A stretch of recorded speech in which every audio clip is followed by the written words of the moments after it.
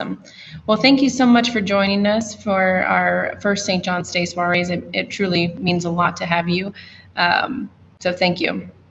Yeah, thanks for supporting the wines. Absolutely. Absolutely. So how are you faring during the pandemic? How's it kind of changed for you in the wine business and as a winemaker? So, I'm selling a lot less wine because a lot of my wine was sold through restaurants. So I sell direct. You can order direct, from the website and to the club members. But I sell a lot of my wine through fine dining restaurants. So obviously Right. for us, a lot of our customers aren't open or open limited capacity. So we're not really selling a whole lot of wine. And so Mhm. I'm going to make less wine. So I'll make a few key wines for 2020, but I have a lot of wine in 19 that I'm just bottling in like 2 weeks. Mm. So eventually, luckily these are my wines are wines that'll age, generally quite well for a few years. So basically the way I'm going to deal with it is by making less wine and assume I'm not going to sell a lot of wine this year and then let it catch up. So yeah, no, it's hard for everybody, especially if you're focused on, fine dining restaurants. Yes, I mean that's why we're here, right? I mean for us as a business, St. John's Day soirees, wine dinners are really important to our business. They are help us to be creative, help us to showcase wines that we may not be able to sell necessarily in the dining room or things that might people be afraid to kind of to venture out and try. And so for us, St. John's Day soirees, we're able to bring the fine dining experience to the privacy of their home where people feel safe and they can still have something really nice. I mean, we're all kind of tired of cooking. We're tired of doing the dishes, or at least I was definitely tired of doing the dishes.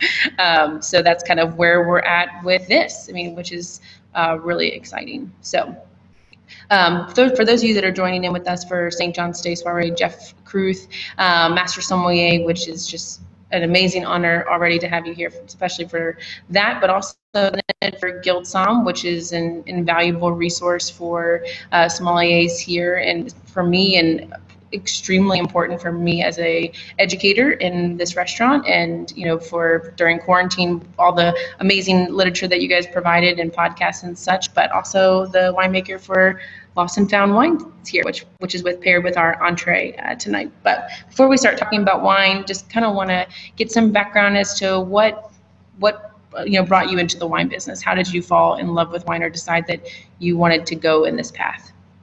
Yeah, so I went to college at Sonoma State University in Sonoma, and I didn't grow up around wine. But basically, when I was in college, I found out that there was free alcohol if you went to wineries. And so, being a college, I thought, wow, this is really cool. So that's kind of how I started, was going to wineries when I was in college and became interested in it.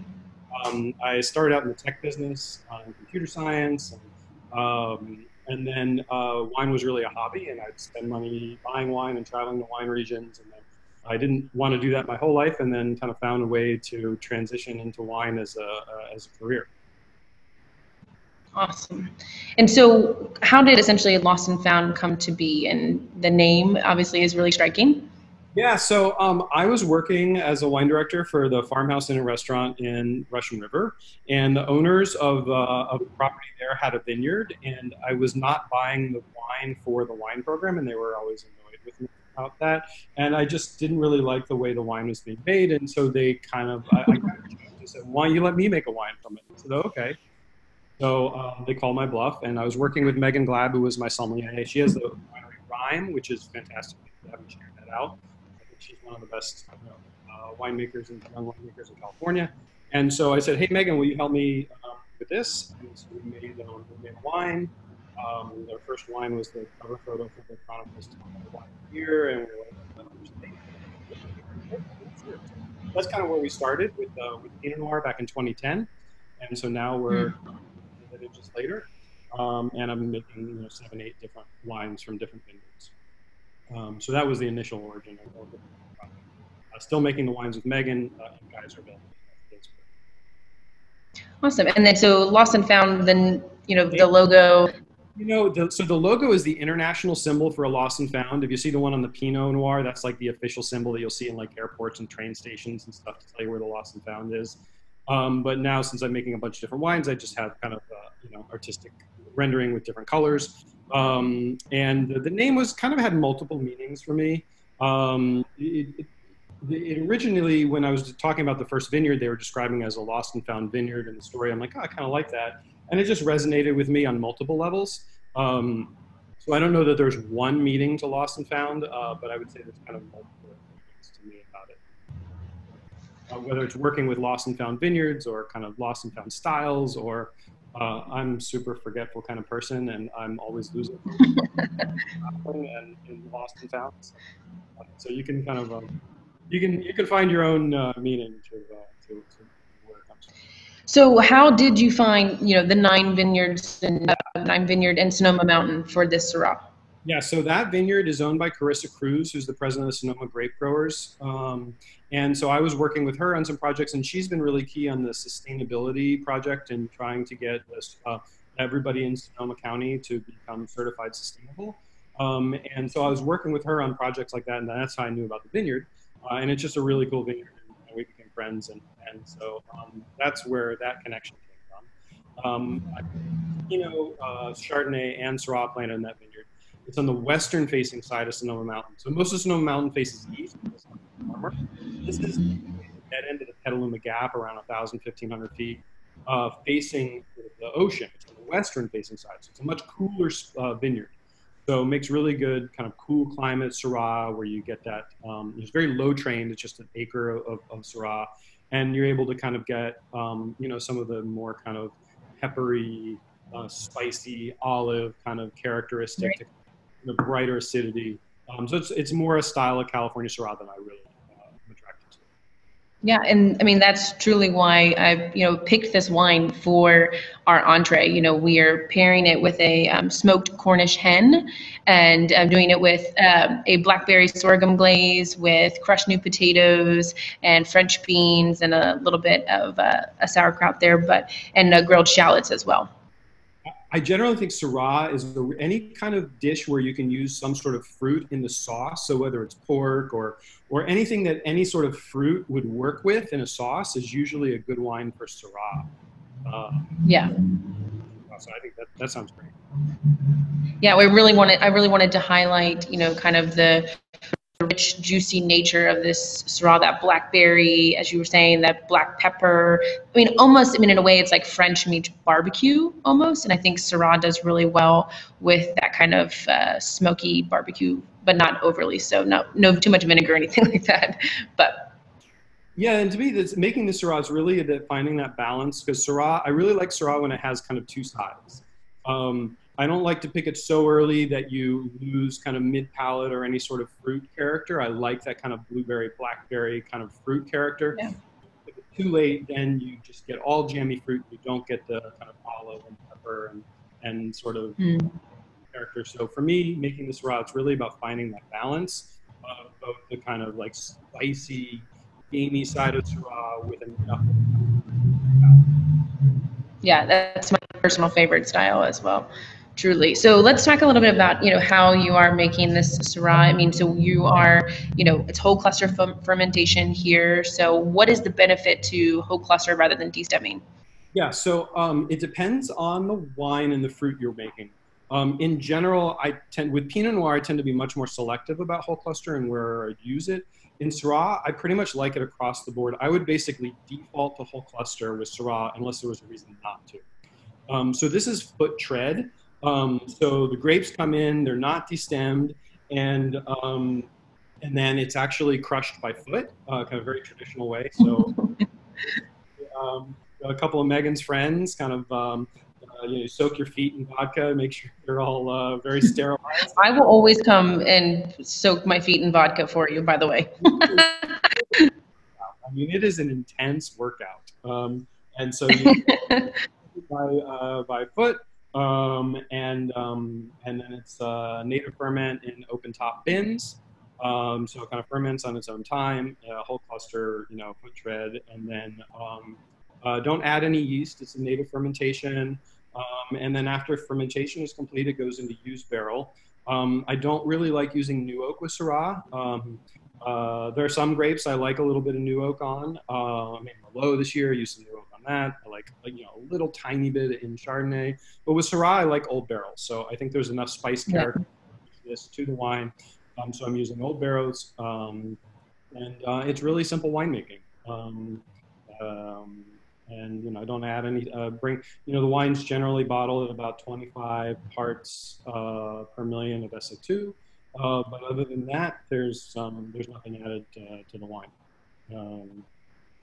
And that kind of goes back to your philosophy of like picking really great vineyard sites, showing a sense of place, and in order, you don't need to do much to it as a winemaker because it speaks for itself. Yep. I generally like the better the fruit quality, the more hands-off you can be as a winemaker. So, I have a lot of friends that know all the tricks of how to make wine kind of from a very technical perspective, and that's it's actually really good that there's wine out there like that, because if you're buying a $10 bottle of wine, chances are that you need a winemaker that knows how to do those things. But got really, really great fruit from a great vineyard. Basically, the less you do, the better. Awesome. So I meant to ask you this earlier, but so what is kind of the difference, if just for those at home watching, doing Sonoma Mountain Syrah, like mountain fruit versus Valley Floor being in California? So, generally around the world, and this is not the case for all grape varieties, but generally mountain kind of vineyards, if you look at hillside vineyards, produce some of the most exciting kind of fruit. If you think of a country like Italy, it's basically just one giant mountain chain near the ocean. You're never that far from elevation and water. And so those are kind of two moderating factors. So, there are valley floor vineyards that are great for certain wines. I mean, Napa Valley, if you think there's a lot of great wine made in the valley floor. But for Syrah, I generally find that kind of steeper hillside plantings, with a lot of kind of cool temperature variation from the kind of day-night diurnal shift, right at the dead end of the middle of the wind gap. I think that's where you get, those sorts of vineyards are where you get the best quality for a wine like Syrah. So, it gives you a lot, because in California, you've got a wide range of when you can pick this. I've had this same fruit of other producers have picked it a month later, and so this is very late. This is very late pick because it's a cool site. But you can get this. You can let this stuff get super ripe if it doesn't rain. I tend to pick it a little earlier. But I have friends that pick stuff like early. You can get that real kind of just peppery style Syrah. And I kind of try to. I aim a little bit on the leaner side, but I try to find a balance. So not picking as right. With my friends, and definitely picking a lot earlier than some California styles. Yeah, I think that it definitely. It's nice and medium bodied rather than overly one way or the other. You get all of the, and I can start tasting it. We can talk about it rather than ethereal, essentially. So I opened this about 30 minutes ago just to get some air. I mean, do you recommend that, or what is kind of, for those at home, they're about to get this here shortly to their doorstep, serving temperatures and such? Yeah, so I think it is nice to open up a little bit in advance, but if you don't, it's not a big deal. I don't think I don't think it should poorly. Some wines really need some air. I don't think this is a wine that, I think if you just open and drink it, that's fine. But if you want to open it up and give it a little air, I think you can benefit from that over, the short term. I like the wine. I generally like red wines with a very slight chill. And so if this is a wine that's just on your counter and, especially if your house is, normal temperature or something, I would stick it in the fridge for, 15, 20 minutes, 30 minutes or something. Not that you don't want it cold because the tannins will then seem a little harsh. Right. But if you have a cellar, or you can just chill it just slightly. Don't forget about it and wait till it, gets refrigerated. But just give it a slight chill. I think that really helps with the wine. I just like red. I think generally people tend to drink white wines too cold and red wines too warm. But you don't want to let your white wine get too warm or your red wine get too cold either. But find what works for you. Sure. So as soon as they get home and they're enjoying their summer vegetable salad paired with Hans Wersching Sylvaner, the single vineyard. I love I'm very excited about great it. vegetable pairing too. Yes, so it's going to be with a pistachio. So it's going to be a range of summer veg, squash, zucchini, and then cucumbers, tomatoes, and then will be arugula, mixed lettuces, and then a pistachio pesto with Sylvaner's Eiferkalb, their single vineyard in 375s. They're the cutest little things ever. The mini box Beutels. Exactly. So as soon as they get home, they'll put this in the fridge then and open it up and be ready for dinner. So we have a beautiful deep ruby color, purple color here, little just outstandingly pretty. And bursting out of the nose, we have lots of notes of blackberry, plum, black cherry, rich, just very concentrated and rich, very pretty. Yeah, Lots of I really like having that kind of core black fruit. Syrah should have kind of a purple tone to the color, and have that kind of core of like black and blue fruit, even like blueberry, blackberry, kind of, slightly almost like not overripe, but just intense fruit. right. And then you want to, for me, I like to balance it out with that secondary character of the kind of olive and pepper, which is this kind Yes. of character of Syrah, which we have. Where in Cabernet, you're often balancing out that fruit with the like kind of green pepper or herbs, or like tobacco, or the kind of vanillin of new oak, which I think helps really balance out Cabernet. Here, I like the balancing aspect to the fruit to be in Syrah to be the kind of spice, olive. Yeah. Yeah. And that kind of slight smokiness, but not overly so, slight meatiness, which is, again, great while we're doing, some game meat and with a slight smoke on it, not overly so, hickory smoke.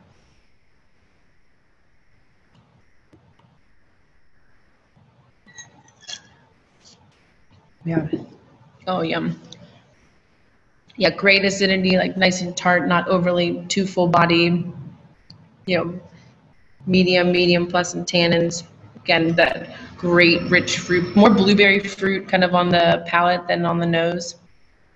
Really quite lovely.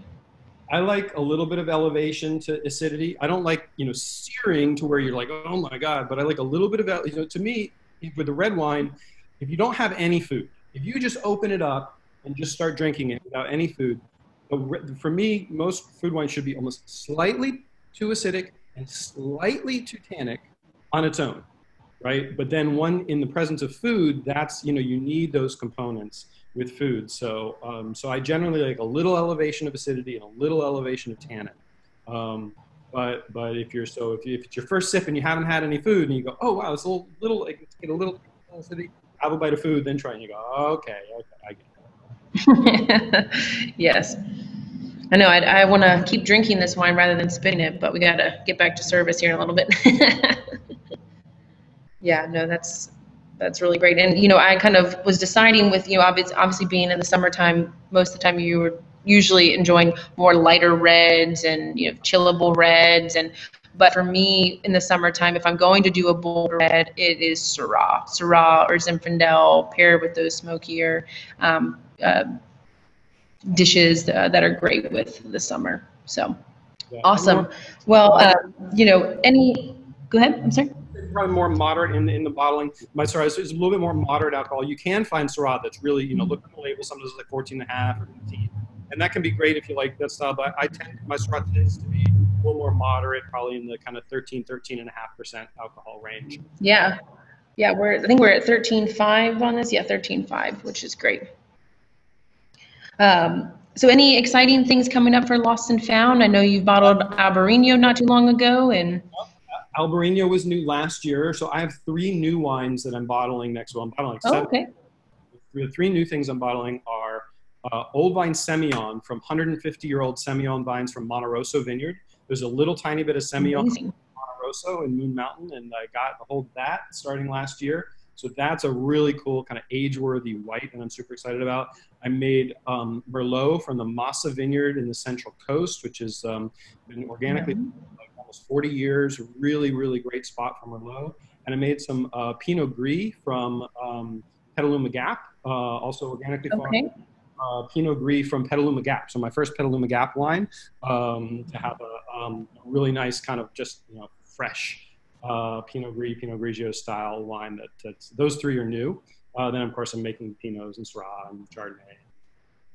So for that Pinot Gris, what kind of style are you going to go with? Are you going to go more Italian or more like French Pinot Gris, or in between, I would say. So okay. Not going to have the richness, detritus, or residual sugar of, say, an Alsace Pinot Gris. And it's going to have a little bit more texture and complexity than your typical Pinot Grigio. But if you've had some of the more kind of serious examples of Pinot Grigio, or even like if you've had a really good like Pinot Gris from New Zealand, something that might be along that style range. So awesome.